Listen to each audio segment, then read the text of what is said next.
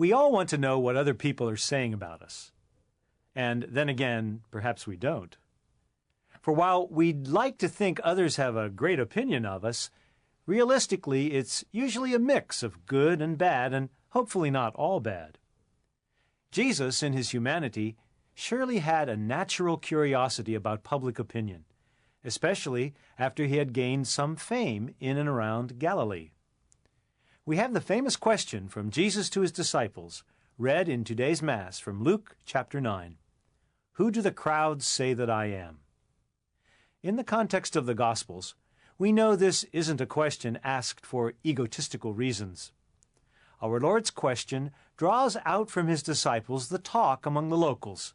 Some are saying that John the Baptist, Elijah, or another ancient prophet has returned. When he presses for the disciples' own opinions, it's Peter who gives Jesus his famous confession of faith, the Christ of God. In other words, the promised Messiah.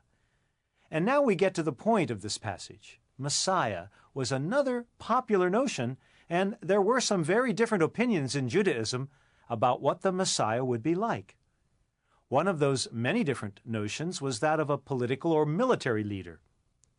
Jesus asks his disciples to keep Peter's confession of him as the Christ of God to themselves for now. He goes on to tell them the kind of Messiah he will be. He will suffer greatly and be rejected and be killed. Jesus will be a suffering servant. His earthly rule will begin with his own suffering and death, but his resurrection will follow and usher in a new kind of kingdom. We in the Church have the task of proclaiming that kingdom here and now. Today's gospel text challenges us to examine our own relationship with Jesus.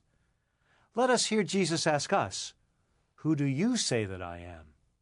The answer to that question will reveal who Jesus is in our lives and how we must live in response.